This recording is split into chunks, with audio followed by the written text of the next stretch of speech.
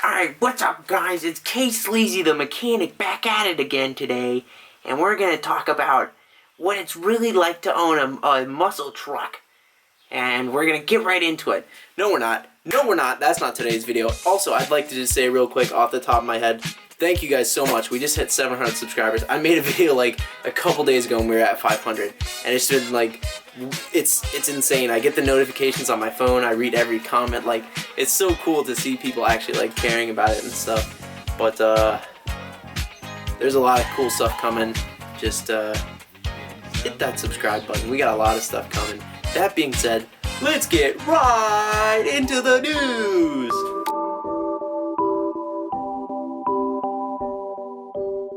Today I'm going to be talking about what it's really like to own a stance car. I'd like to start off with how I got into stance cars. It was this video that Hoonigan put out a long time ago called Bash Bangers 5, and something about that just like clicked in my head and I was like, whoa.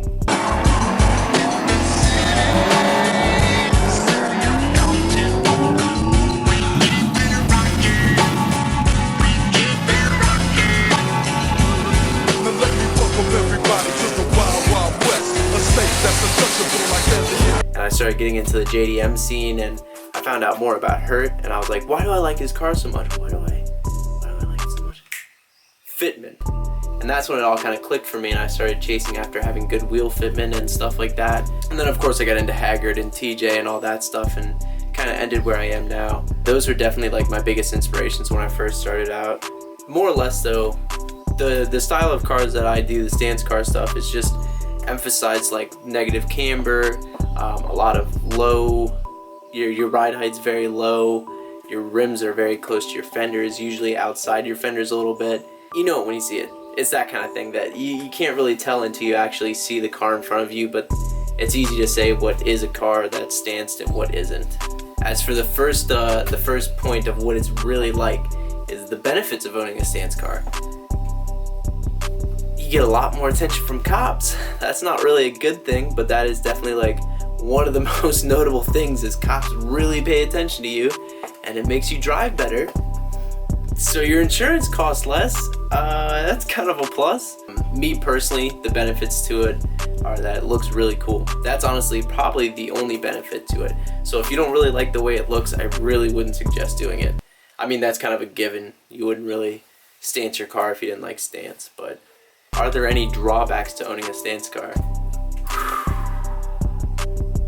Boy, let me tell you.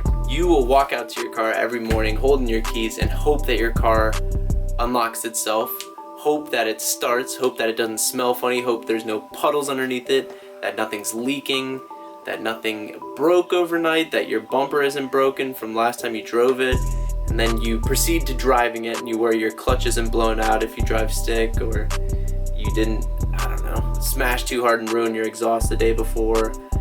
It's just it's a lot of anxieties that kind of come with it that you don't really expect until you really own one. Because great, it looks fantastic, I'll get behind that statement 100%, but the actual scary part is driving it. So these guys that have cars like Woke Up Lit and Killionaire, they drive it, but like it's a car mainly meant to be parked, honestly. You frame bang everywhere, and that gets me to the actual driving aspect of what owning a stance car is highways are terrifying. You will never want to go on a road trip with your stance car. Any bridge you cross over, any pothole, even like slight crowning in the road, it is just gone, gonzo. Your car will smash, scrape, bang, sounds you've never heard come out of your car, and it's terrifying. It's not fun at all. It's very like, ah man, you clench up in your seat, you see a bridge coming and there's just nothing you can do. You're going 70 miles an hour and you're coming straight at a bridge and you know you're gonna smash on it. It's just like, no. And every time it just is worse than the last time. It's really, man, I have had some that, like, it can be rough. It can be a really rough ride.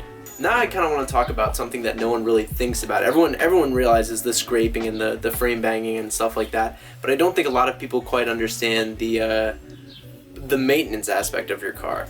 You kind of forget about that when you lower your car because you're just so excited that the car is low. Jacks don't fit underneath your car anymore. That is kind of a thing of the past. Low profile jacks, doesn't matter. They don't really fit underneath the car. You have to get up on like two 2x4s to get a jack under there. Makes tire rotations kind of a bitch to do because they're tucked in your fenders. It makes changing your oil irritating to do because you have to jack your car for no reason, it feels like.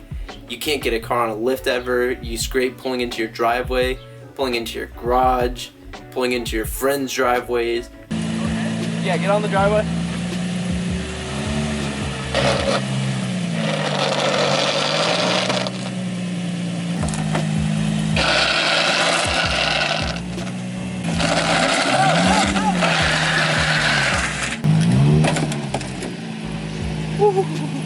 Turn the wheel that way. Slowly. Dude. Oh, never mind.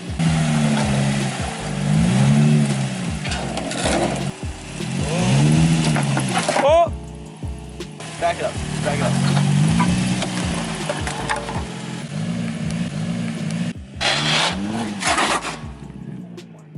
Pulling down a road that you didn't think was gonna scrape, driving normal flat roads and scraping on flat roads. Alright, you run into a lot of problems.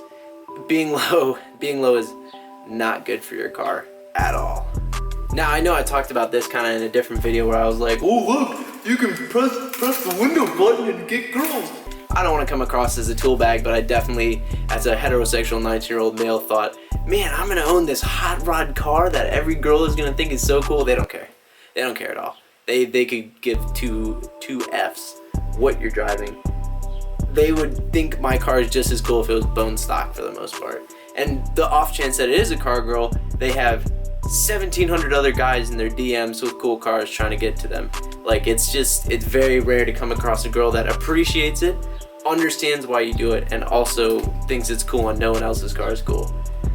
It's kind of a bummer when you first get into it though, because like, you're 16, 17 years old, you buy a car with a couple problems, you fix it, and you're like, man, here we come. Going to high school with this thing is gonna be so cool. You'll get nothing but compliments from guys. Bro, what colors are those, dude? Bro, what wheels are those, dude? Oh man, dude, sick stance, bro. And girls just walk right by. Boom! Over their head. Don't care. Do not care at all. And that's kind of one of the L's of having a stance car. It's what it's really like. Girls don't really care about stance cars. If you have a V8, they'll care about it, but it's very rare that a V8 comes across a stance car.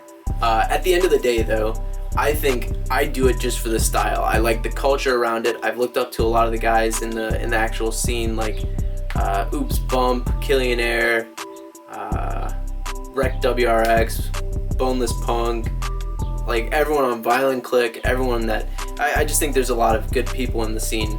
Alex Barsman, Z-Jack, Noah Nelson, just like all these people I think are really doing very cool stuff. It's a small culture right now and it's growing, but it's still taking time to progress, and it's definitely a money game. If you don't have money to spend, you're probably not gonna fare too well in this game.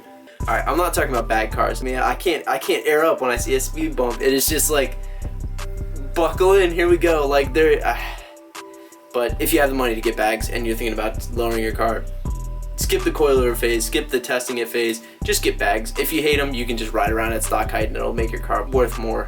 But that being said, we have some big stuff coming again. I know I've been telling you guys this for a little while. I've just been waiting to put it out until the car is actually officially done. But I am building something, and the only hint I'll give now is that's a Lexus.